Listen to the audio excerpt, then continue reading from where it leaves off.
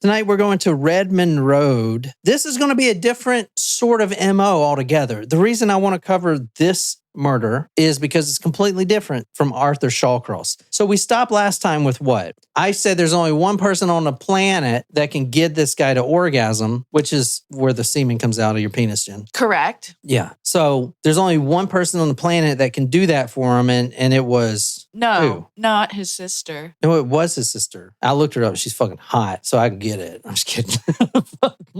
That's fucked Like up. I said, I don't have a sister. Wait, I had a sister. Now that I think about it, I don't know what happened to her. That's sad. All right, so the main story we're doing tonight happened just after this one. June Cicero, and this is on Redmond Road in New York. Same MO, choked her. With his big ass hands. Apparently, she called him a wimp and a pussy. So he chokes her. Quote, she rolled right into the creek and landed on her back. He later kicked snow on top of her to cover her up. Now, I said that Arthur Shawcross revisits the corpses. How does he do that? Because no one wants to go back to a decomposing corpse and have sex with it and then cut out the vagina and eat the vagina. Who wants to do that? How does he do that? Basically, when he goes back, they're fresh corpses. Why? Because they're all covered in ice, which stops the decomposition.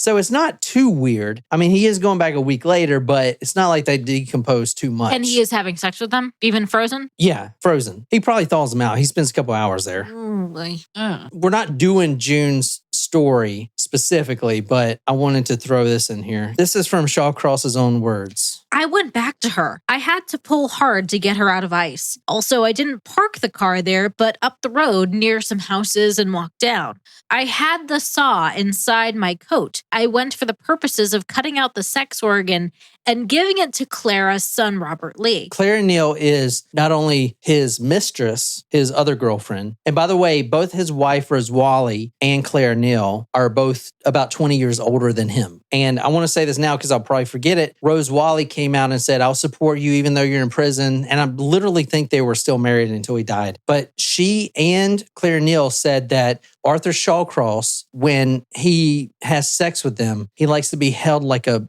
child, like coddled like a little boy child.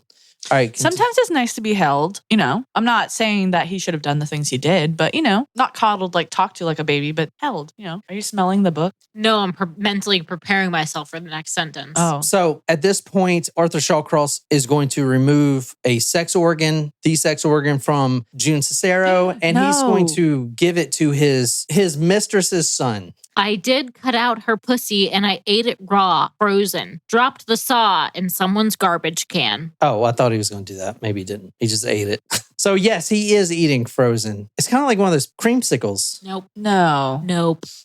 Now, I'm sorry. I'm sorry to be so crude, but like when he says he ate it raw, frozen, like does he mean he chewed it and consumed it, or is he like just, you know, like soft serve ice cream eating it? I don't know. How would you eat a frozen pussy, Jen? I wouldn't. There you go.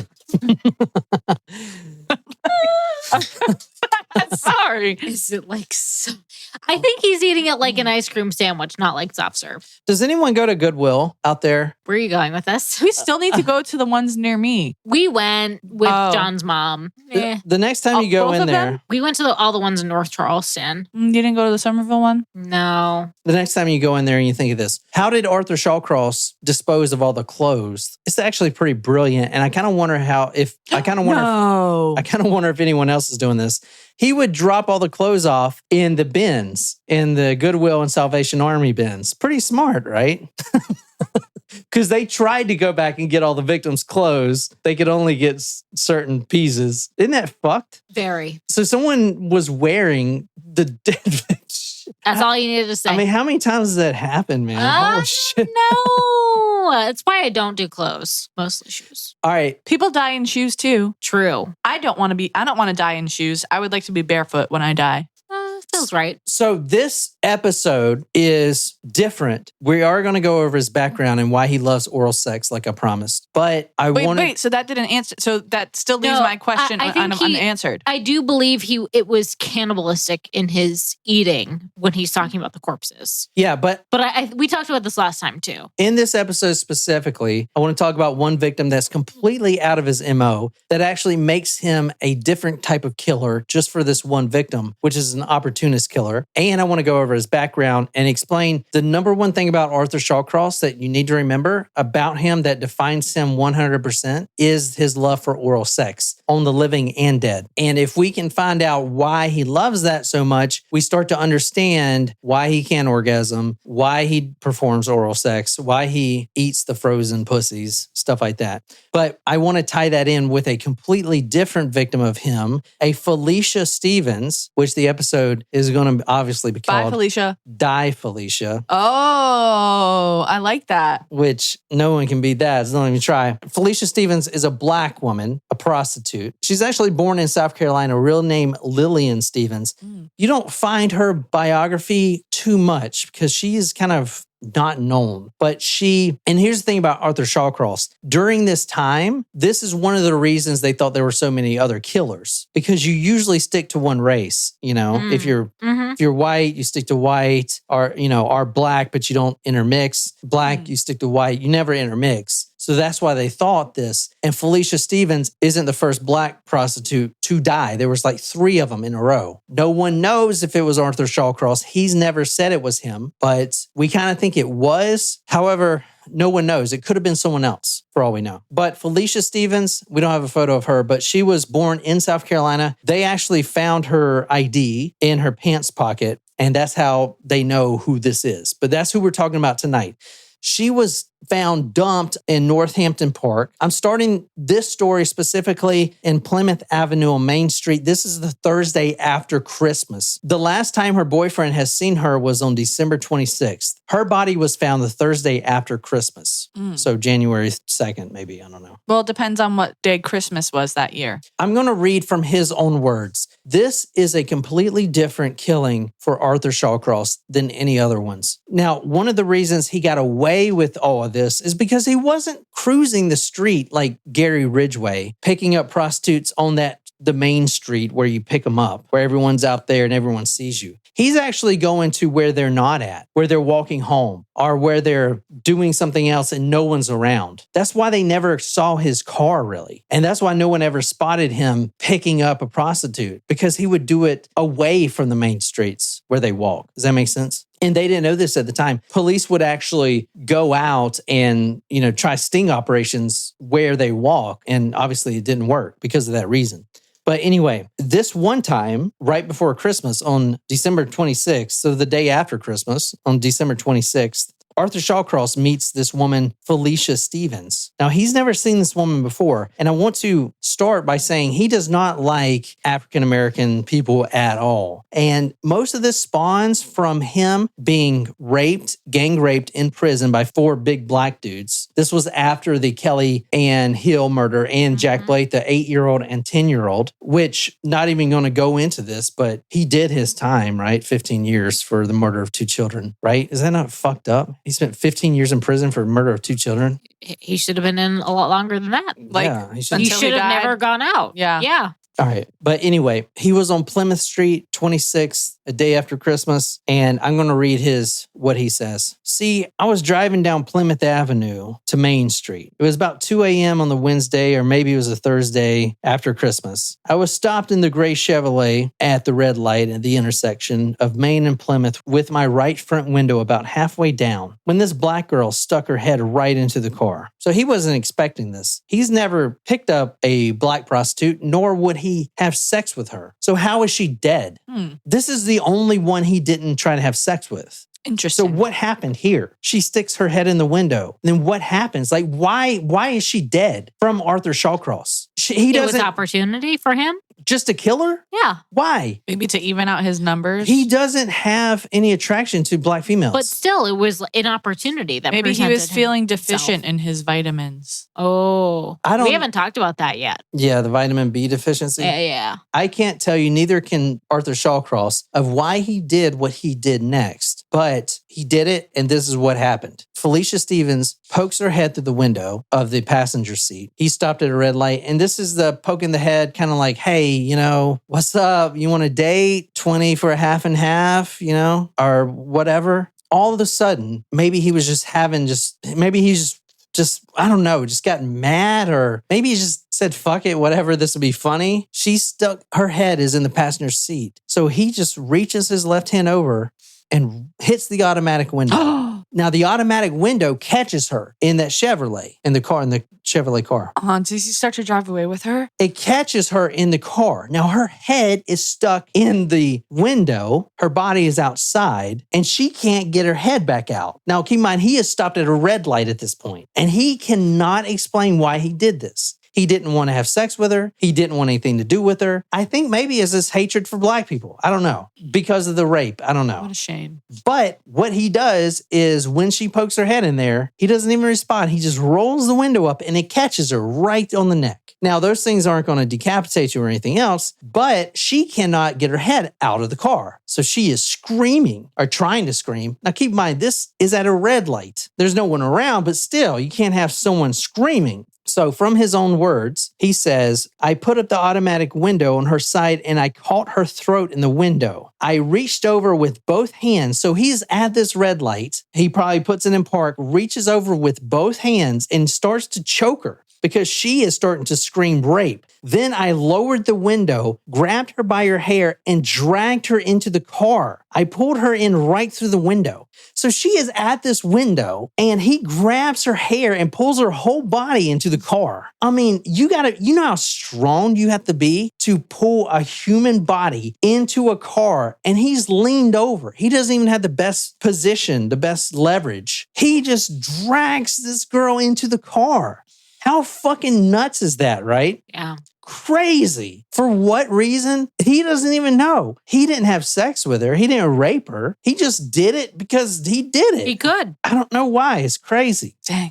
But he said then he pulled her in right through the window, finished choking her, and then I drove up the expressway. I drove to Northampton Park and I just dumped her body. And that was it. That was the whole thing. So they look at her, right, with her clothes on, not mutilated, not cut open. Her vagina's still there. It wasn't cut out. She's not put in ice like he likes to do to keep him frozen so he can come back. Completely different MO. But they had to explain why these black prostitutes, at least this one, went missing and was found dead. They had to explain it somehow. So they pressed him, and finally he admitted it. Crazy, not right? All right, let's talk about the incest thing. Oh boy. All right, first I want to get out his concussions because there's a lot of them. I'm going to get them out the way now. There's a thinking that a lot of serial killers suffer multiple concussions and this messes up their brain, kind of like there's football players like Aaron Hernandez that have all these head impacts and it messes their brain up and makes them homicidal or suicidal. What was it? CTE? Is that what it's called? Yep. We know that Arthur Shawcross suffered 4 concussions at least, 3 of which left him hospitalized for weeks. The first one, he was hit in the head with a stone where he was living in Waterford, New York. It was called the Shawcross Corners. That's what it was known as because all his cousins lived on the same street. So one day, as a kid, and this is 8 years old, he got in a fight with the other neighborhood kids, and one of those kids picked up a stone and clocked him right in the head with it. Damn. He passes out and he wakes up in the hospital. He stayed in the hospital. The next, he was on the track team. He was a discus thrower. Oh, I threw discus. He got hit in the forehead, right in the forehead, by a discus. Dang. Ow. At full speed. That's no joke. One of the other players threw a discus and it hit him right in the effing forehead. Oh man, was he collecting his disc maybe and the other one threw while he was out there? All I saw was he got hit in the forehead with the discus, right in the prefrontal cortex. I mean, effing discus, man. That's no joke. Like, I mean, think about how much that would hurt. Well, yeah, because it's not light. It's weighted. Yeah. It also reminds me of the Mick. You remember where that kid threw that spear? Right, but the spear is more closely aligned with a javelin. Yeah. A discus is round, and you throw it almost like a frisbee, kind of like in Hercules when Hercules throws the discus and it knocks down the Pantheon. So it is not proven scientifically yet, at least, that CTE and brain trauma causes one to commit homicide or suicide. However, a lot of the athletes, they do kind of align with this scientifically, right? You have like Aaron Hernandez. Mm-hmm. You even have like Chris Benoit. We haven't covered his story, but he was the wrestler. The wrestler that killed his wife and kids, but he had CTE. Right. Aaron Hernandez, though, was not a serial killer. He just, and I'm not defending him. I'm not calling him serial killers. I thought you said serial killers. I'm saying they're homicidal or suicidal. Yeah. SCTE could cause homicidal urges, tendencies. So later, he worked, still as a teenager, on a construction project where he had, I guess, the great idea of holding this big old rock. They were making big rocks into small rocks. He was holding this rock while his friend hit it with a sledgehammer and missed the rock and hit it right on the top of Arthur Shawcross's head. This man should stay away from rocks. All of these concussions put him in the hospital for days to weeks each. So, and last known, he was putting up a banner when he was in the military and he fell off a ladder, hit right on his head. Boom. So that I wanted to cover that just because, a lot of people think that may have something to do with it. Let's talk about his family dynamics because that is probably the most interesting thing. He's a lot like Ed Gein. Ed Gein was, we think, schizophrenic. And the reason why, and this is a very controversial, not proven, and a lot of researchers and psychiatrists don't agree with what I'm going to say. But there is something called a schizophrenic mother. A lot of schizophrenic patients, think of Ed Gein, schizophrenic, they have two things in their family dynamics that are unique. And it just so happens to be that a lot of schizophrenic people who suffer from schizophrenia also have this. They have a domineering mother and a weak-willed father. Ed Gein, think is a perfect example. Mm-hmm. There was the guy, Italian psychiatrist, I think his name was Arietti or something like that. But when I was researching the Ed Gein podcast, he exclusively studied him and other schizophrenic cases. And he found that there's a link between a domineering mother and a weak-willed father. Now, we're talking about male childs who develop schizophrenia here, right? Mm-hmm. So the father wasn't always weak-willed. But, and this is from PubMed, quote, numerous studies of schizophrenics have defined a dominant, overprotective, but basically rejecting mother as the schizophrenic mother. That's a fun word. The father was a very strong-willed man, and Arthur looked up to him all through his childhood. However, one day a letter came in from Australia. A woman claimed that, hey, you ran away from me, we're still married, and I'm taking care of your child. So after that letter came in... Don't hold your watch. It just tried to walkie-talkie me. Do you guys have your walkie-talkies turned on? No, we don't. I mean, it's always on, I think. Yeah, I don't know. It is. It actually works in different states. Like I walkie-talkied her in Kentucky. Or where were you at? Tennessee. Close. You never walkie-talkie me. I didn't know you had an iPhone. Yes, you do. I do. I just lied. I can't believe you openly lied in front of me and our friends. Actually, I can. Continue with the story. You were just walkie-talkie. It was like... This woman sends a letter and says, hey, you are still married to me. Now, the mother and his wife didn't kick him out, but she basically started being the boss. And the father, Arthur's father, would walk around now defeated, deflated, his head down. Arthur started looking down to his father, thinking he's just some big pussy, It's like, what does it matter you have a kid and you're still married? You're going to let your wife boss you around and make you it changed the whole family dynamic completely. All right, let me talk about his family right quick. This is and we're gonna wrap it up soon. But the question I wanted to know more than anything else, because I kept seeing it researching him, is why he loved oral sex. Every time he killed a prostitute or raped a prostitute from the beginning, he always went down on the woman to perform oral sex. Well, see, he had this aunt named Tina, which was his mother's sister.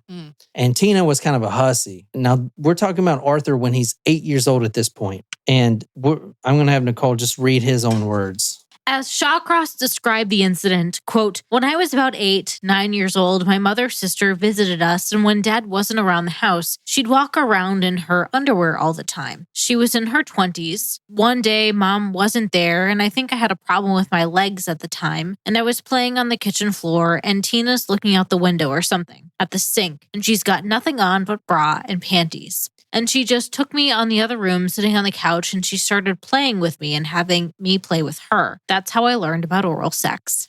So that's a child molester. His aunt, at 8 years old, Arthur Shawcross's aunt, makes him perform oral sex on her. Oh, no. He was 8 years old at the time. And, we would think that this would be devastating. But for Arthur Shawcross, he was more devastated when the mother found out and she kicked her own sister, his aunt, out of the house. So now she can't play with him anymore in the other rooms. So now he is introduced to this new way of living, this new excitement of masturbation and sodomy, and he has no one to play with, basically.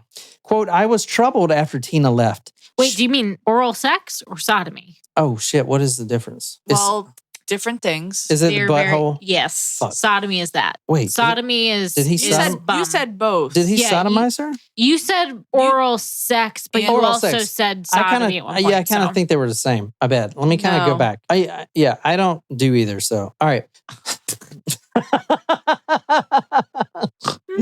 I'm a missionary type of guy. I perfect the missionary. Anyway. All right.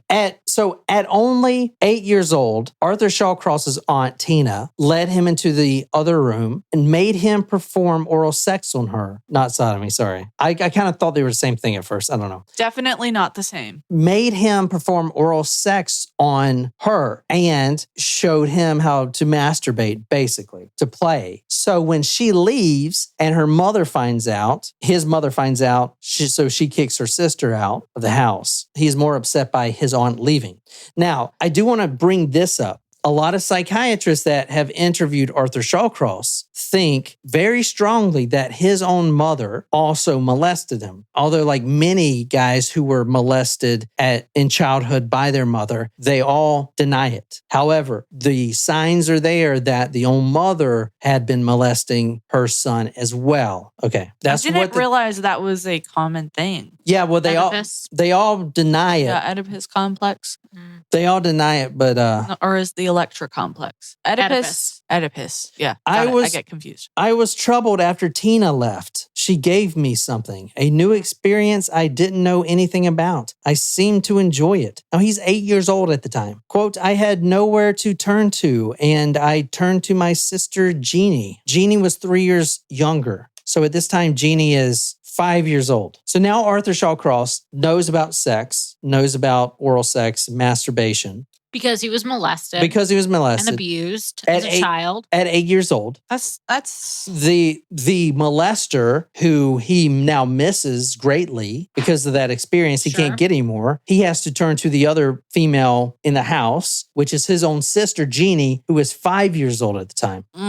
So you see how fucked up this is getting. Yes, it's getting very fucked up. So at now 8 years old, he is masturbating constantly in the house. It got so bad, him masturbating at that early age, that his mother would actually run in when she knows he's masturbating. And a lot of times it was the brother. He had an older brother, Jimmy, who would sleep on the bottom bunk and hear it. Mom, he's doing it again. He's doing that thing again. The mother would run in. Arthur would put his little wiener back in his pants, jump down on the floor. The mother would have a butcher knife in her hand and she would be screaming, "Get over here. I'm going to cut it off. I'm going to cut it off right now." He would crawl under the bed and start crying. And she would try to crawl under the bed too, but she couldn't fit. So she was like stabbing with the knife, trying to cut off his penis as an 8-year-old.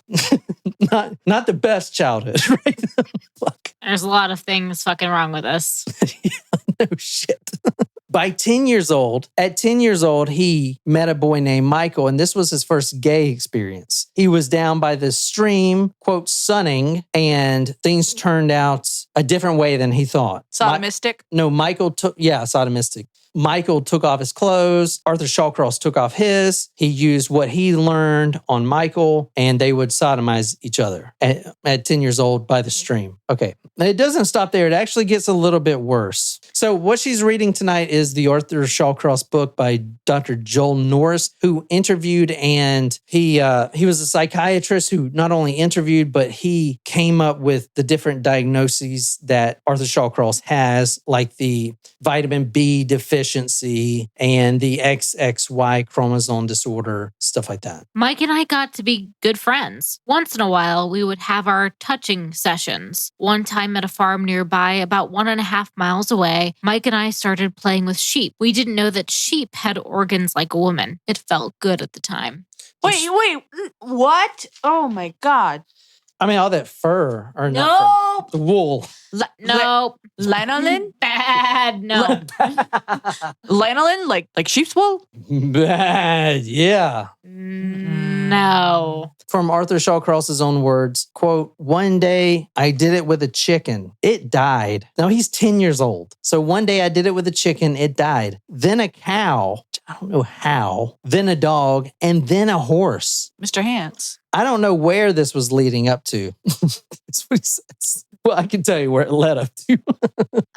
I don't like animal abuse. I don't. No. Okay, here's where I got the sodomy from. From Dr. Joel Norris, quote, "Shawcross himself would tell a California psychiatrist working for the Monroe County prosecutor that when he was a young boy, his own sister, was one of the first person to introduce him to sex and allow him to sodomize her. He turns to his sister, his younger sister, Jeannie, and he starts sodomizing her, the sister. Now, they would do this daily, right? This is when she's 5 or this is older? This is 5 through 27, I think. Oh my God. It's like Cruel Intentions, but actual siblings. Yeah. She actually got married to a man, and Arthur Shawcross would still come visit her brother, Arthur, and they would still fool around. He actually says, "Oh, my sister was there that day and we were just fooling around," stuff like that. So she was still having sex, sodomy with him well into her 20s. So from the time that preteen, I mean, she was 7, 8 when she first got sodomized up until he was arrested. So it's been a constant thing. And that's why he can't ejaculate or even get an erection with any of the prostitutes, because he is so used to having sex with his sister.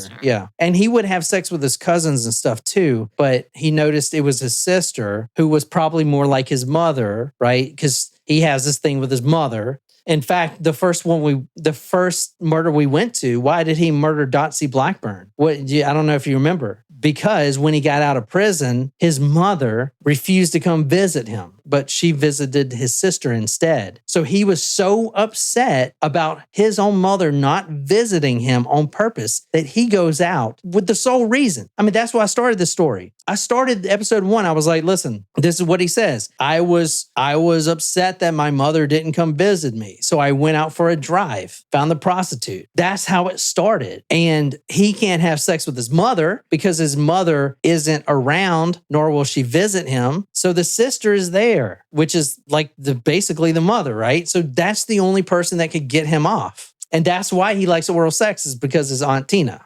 Full circle here, Jen.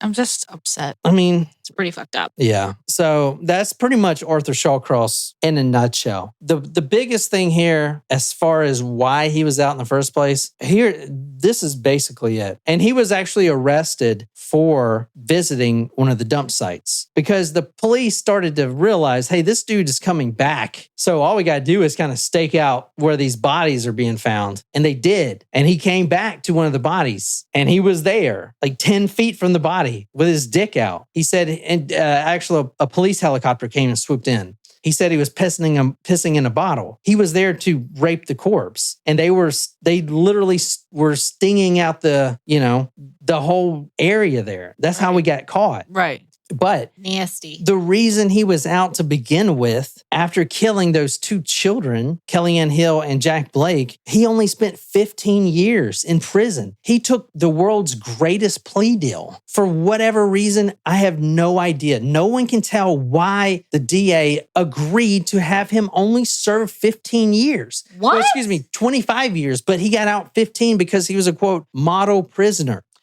And then this is the fucked up thing. This is the most fucked up thing about this case. None of these prostitutes would be dead, but they were looking, well, maybe one or two, but they were looking for anyone in the system who has a past with, murder or manslaughter or whatever. He wasn't even in the system. The parole board intentionally hid his crimes. He is not a sex offender. What? Shouldn't he have been? Yes. Yeah. And wouldn't sex offenders be in like under parole and constant visitations? Yeah. He's not a sex offender because he's not in the system. His crime was erased. The parole board said he's a model prisoner. They actually held the information back from the NYPD. So when they go into their search to see all the possible criminals who may have done this, he's not even in the system because it didn't even say he was in prison. Isn't that effing nuts? Yes. They purposely, not only that, this I'm gonna drive it up one more. They not only, and you can't even blame the cops for this one. Like the one story we do, you can't even blame cops. You blame the parole board because not only did they purposely hide the fact that he was a child killer that was out in 15 years from the NYPD, the parole board actually set him up with an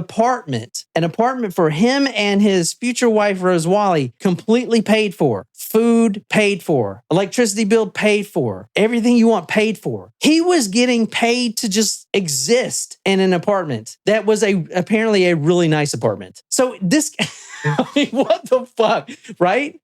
So this guy was kicked out. Eventually, people talk. So he was actually ran out, lynch mob style, of about 5 different counties. Wow. What? Yeah. Good. Yeah. But at one point, he was living in a nice, cush apartment free of charge and not even a sex offender. He would get a regular job and they wouldn't fire him until they found out of what he did. The parole board purposely hid it. They basically erased his crime. He killed an 8 and a 10-year-old. He stuffed dirt down her mouth, suffocated her to death, raped both of them. He's out in 15 as a model prisoner, and then they put him in a nice apartment. That is the most fucked up thing about this story. Yeah. Agree. I mean, holy shit, That's dude. so fucked up. I get rehabilitation, but come on, man. What? Did y'all want to make a success story out of this guy? I don't know why. I have no fucking idea who the fuck signed off on that. But I will say, when they did sign off on it, someone at the top, it was an unknown person at the time, probably someone really concerned, wrote the word psychopathic killer at the very top of his parole sheet. So all the parole officers saw it and the parole board saw it. They still decided to release him. About the parole board here, all right, Shawcross, quote, "The writer considers this man to be possibly the most dangerous individual to have ever been released to this community in many years. As a result, I feel compelled to make him the subject of this special memorandum to you, especially since there are no longer dual folders kept in this office and you would not otherwise be aware of this individual." It was someone writing to the cops. This is someone in the parole board that didn't agree. So he would write to the cops of whatever county, and the cop would find this letter, and then the cop would leak it out to the press, and then eventually the town people would fucking lynch mob him. Wow. I mean, holy titty shitties, right? Yeah. Fucking crazy, man. Wow. I don't know. That's Arthur Shawcross. The vitamin B deficiency, I'm not a doctor. I can read what this guy wrote, but it's so hard to understand. I can't even put my finger on it. He does have a vitamin B deficiency, though. I can read this if you want. After especially learning about like his background and how he grew up, I'm sorry, but that's not the reason why. I mean, murdered the vitamin B. I mean, his childhood, yes. The vitamin B deficiency, nah. Can you fucking blame him though? I mean, yeah. I mean, can you? I mean, I think. Can you blame any killer that has a childhood like that? Can you blame a rapist that has been raped as a child? But I can blame, but I can also understand. Yeah. Oh, I wanted to say this. This is crazy. You remember when we first started with Dotsie Blackburn, we said that he choked her out with one hand because he was holding a severed penis, which was true. Right. However, I read this and I was just in shock. Dr. Lewis reported that Arthur Shawcross described holding the victim with one hand while his mother strangled her with the other. Every time he would strangle a prostitute, and he would hear voices. We think he's schizophrenic, right? I told you that his mother was domineering. Right. Very schizophrenic. He says he would not only hear voices to kill, but also he would have these physiological changes. He would actually smell the smell of urine. And a lot of wolves do that. Like if you watch these nature shows, like they get this weird, they talk about this weird, strong smell and it turns them into killers type of thing.